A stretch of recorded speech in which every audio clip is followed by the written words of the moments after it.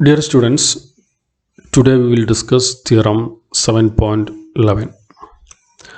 Let X be a normed space. For every subspace Y of X and every G belongs to Y dash, there is a unique Hahn-Banach extension of G to X if and only if X dash is strictly convex. That is, for f1 not equal to f2 in X with norm f1 equal to 1, which is equal to norm f2, we have norm of f1 plus f2 which is less than 2. So we have a normed space X and a subspace Y of X and G belongs to Y dash. Then there is a unique Hahn-Banach extension of G to X if and only if X dash is strictly convex. Okay, so proof of theorem 7.11. First assume that X dash is strictly convex. Let Y be a subspace of X and G belongs to Y dash. If possible, let f1 and f2 be Hahn-Banach extensions of G to X. Okay, here we have assumed that X dash is strictly convex. Then we want to show that there is a unique Hahn-Banach extension of G to X. Okay, so for proving, first we assume that it is possible that there is a Hahn-Banach extension. There is two Hahn-Banach extensions, say f1 and f2, okay, of G. That means here we are assuming this extensions is not unique. Okay, so for if possible, let f1 and f2 be Hahn-Banach extensions of G to X. If G equal to 0 on Y, then we have 0 equal to norm G, which is equal to norm F. That means f1 equal to 0. Okay, similarly we can show that f2 equal to 0. So we have f1 equal to f2. So that means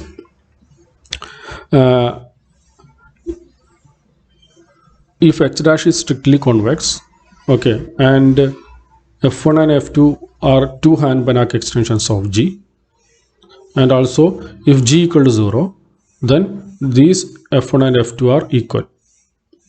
That means this extension is unique. Okay, now we consider G not equal to 0. Okay, so without loss of generality, we can assume that norm G equal to 1. If not, we consider G by norm G. Okay, now since X dash is a linear space, okay, so we have f1 plus f2 divided by 2 belongs to X dash. Okay, and f1 plus f2 divided by 2 of Y, this is equal to f1 of Y plus f2 of Y divided by 2. Okay, that is equal to G of Y plus G of by 2.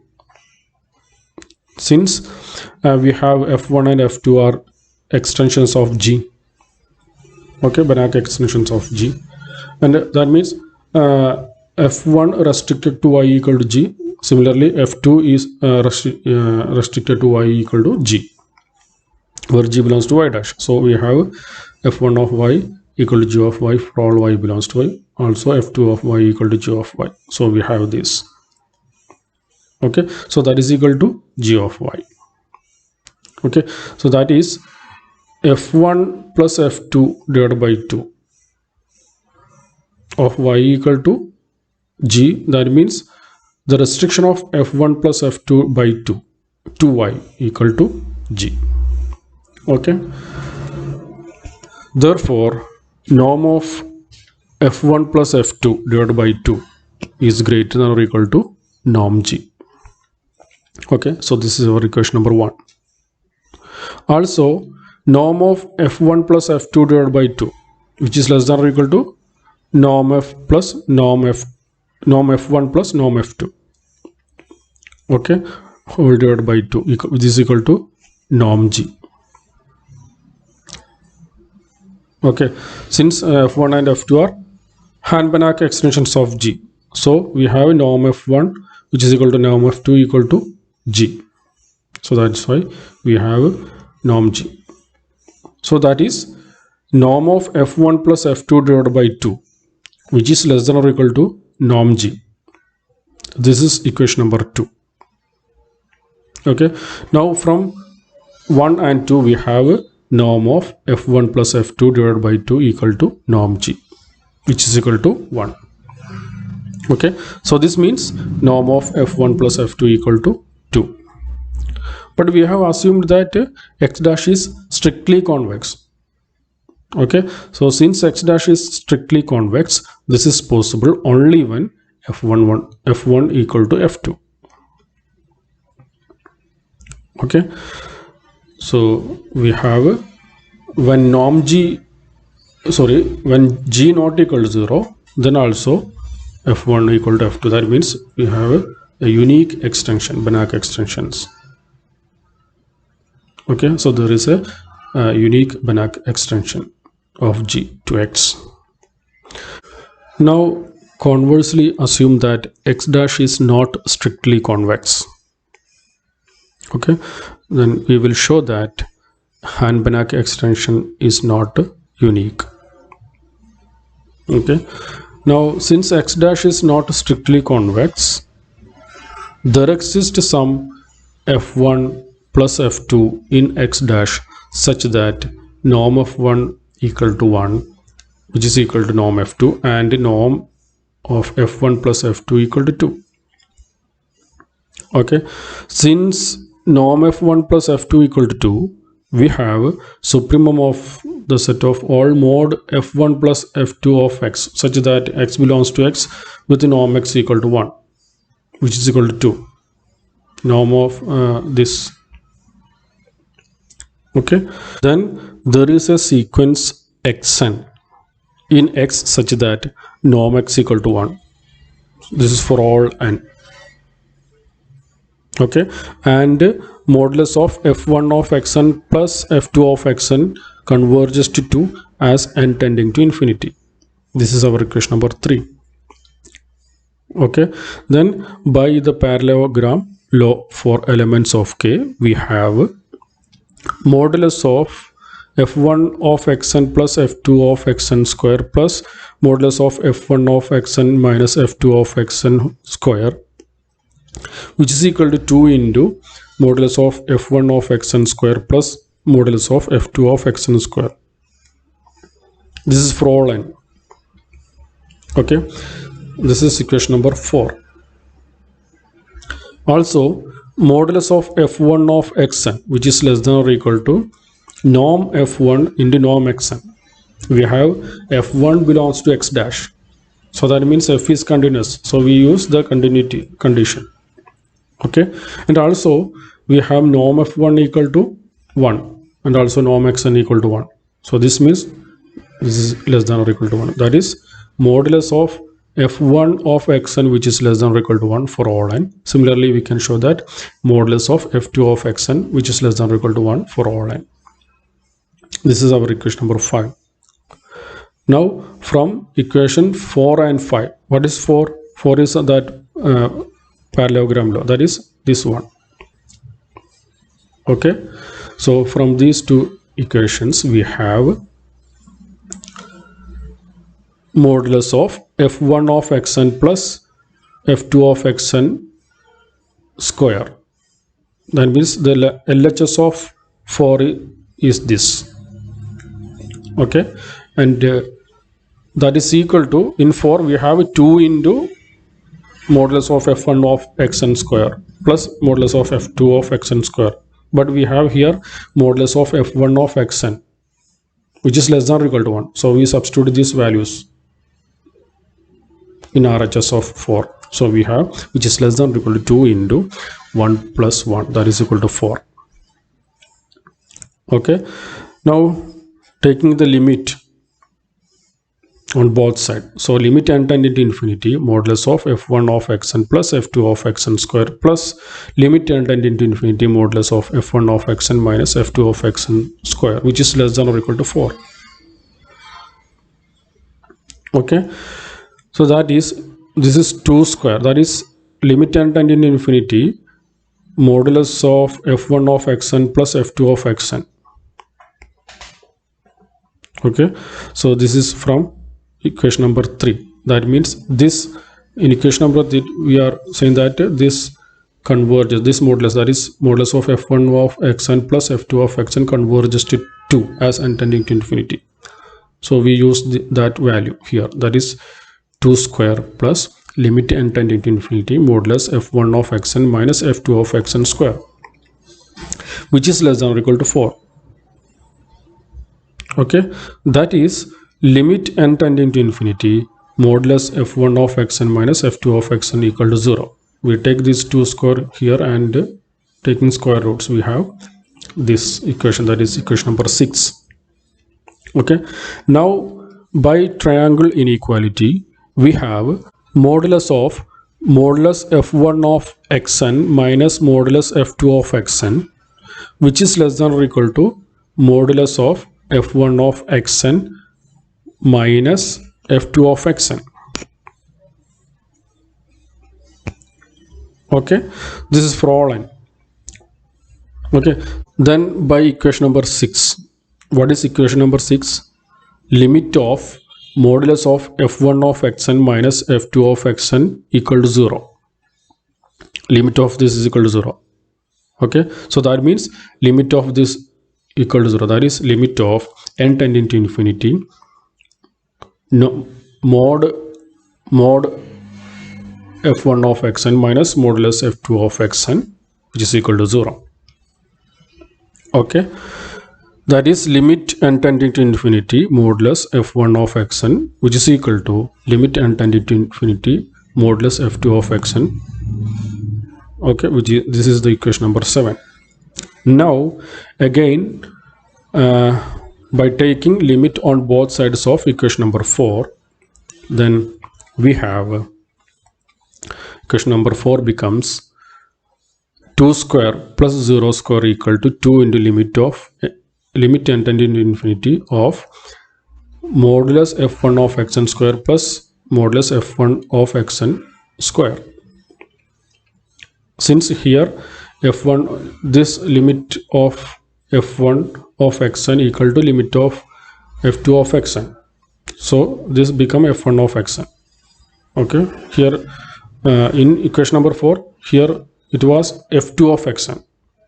Okay, but here both are same, that's why we are taking f1 of xn. And in left side we have one term is 2, that in left side limit modulus of f1 of xn plus f2 of xn square, that is 2 square, and also modulus of limit n tending to infinity modulus of f1 of xn minus f2 of xn.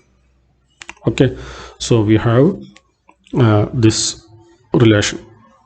Okay, so from this we have limit n tending to infinity modulus f1 of xn equal to 1. Okay, similarly we can show that limit n tending to infinity modulus of f2 of xn equal to 1. Okay, now let y equal to set of all x belongs to x such that f1 of x is equal to f2 of x, and define g from y to k by g of y equal to f1 of y, which is equal to f2 of y for all y belongs to y. Okay, then clearly g belongs to y dash and norm g equal to restriction of f1 to y. Okay, so which is less than or equal to norm f1, which is equal to 1. So this shows that norm g less than or equal to 1. This is our equation number 9. Now we want to show that norm g greater than or equal to 1. Our aim is we want to show that norm g equal to 1. Okay, so for this let zn equal to xn minus of f1 of xn minus f2 of xn divided by f1 of a minus f2 of a into a. This is question number 10. Okay, where a belongs to x is such that f1 of a not equal to f2 of a. Then f1 of zn. Okay, equal to f1 of xn minus f1 of xn minus f2 of xn divided by f1 of a minus f2 of a into f1 of a. Okay, for this we have taken f1 of this, then we will have this one. Okay, so similarly f2 of zn equal to f2 of xn minus this. Okay, this is our equation number 11 and 12. Now from 11 and 12 we get f1 of zn equal to f2 of zn. Okay, we solve this, then we will get this. This is for all n. Now equation 10 implies norm xn minus zn, which is equal to modulus of f1 of xn minus f2 of xn divided by f1 of a minus f2 of a into norm a. Okay, then by equation number 6 we have a norm xn minus zn converges to 0 as n tending to infinity. What is equation number 6? That is limit n tending to infinity f1 of this one, f1 of modulus f1 of xn minus f2 of xn equal to 0. Okay, so by using that we have norm xn minus zn converges to 0 as n tending to infinity. Okay, now by triangle inequality we have modulus of norm xn minus norm zn, which is less than or equal to norm of xn minus zn, which converges to 0. We have just shown this converges to 0. That means this converges to 0, that is limit n tending to infinity norm xn equal to limit n tending to infinity norm zn. Okay, now then since norm xn equal to 1, then we have limit n tending to infinity norm zn equal to 1. That is equation number 13. Similarly we have modulus f1 of xn minus f1 of zn, which is equal to modulus of this, that is modulus of f1 of xn minus f2 of xn divided by f1 of a minus f2 of a into modulus f1 of a. Okay, and again by equation number 6 we have modulus f1 of xn minus f1 of zn converges 0 as n tending to infinity. Okay, then by triangle inequality modulus f1 of xn minus modulus f1 of zn, which is less than or equal to modulus of f1 of xn minus f1 of zn, which converges to 0, since this converges to 0. Okay, so from this we can show that limit n tending to infinity modulus f1 of xn equal to limit n tending to infinity modulus f1 of zn. Okay, then by equation number 8 limit n tending to infinity modulus f1 of zn equal to 1. This is our equation number 4. Okay, now let yn equal to zn by norm zn. Then clearly yn belongs to y, and norm yn, what is norm yn? Norm yn equal to 1, since norm zn divided by norm zn, that is equal to 1. Okay, this is for all n. Now modulus of g of yn, which is equal to modulus of f1 of yn. What is yn? Which is equal to modulus f1 of zn by norm zn. Okay, so modulus f1 of zn divided by norm zn converges to 1 as n tending to infinity. Okay, by our previous equations, that is 13 and 14. Okay, that means modulus of g of yn converges to 1 as n tending to infinity, where yn belongs to y with norm yn equal to 1. So this shows that norm g greater than or equal to 1. So from equation 9 and 15 we have norm g equal to 1. That is norm g equal to 1, which is equal to norm f1, which is equal to norm f2. That is f1 and f2 are two distinct Hand-Banach extensions of g to x. Here we have assumed that x dash is not strictly convex. Okay, then we have shown that f1 and f2 are two distinct Hand-Banach extensions of g to x. That means these extensions are not unique. Okay, so this completes the proof of theorem 7.11. Okay, thanks.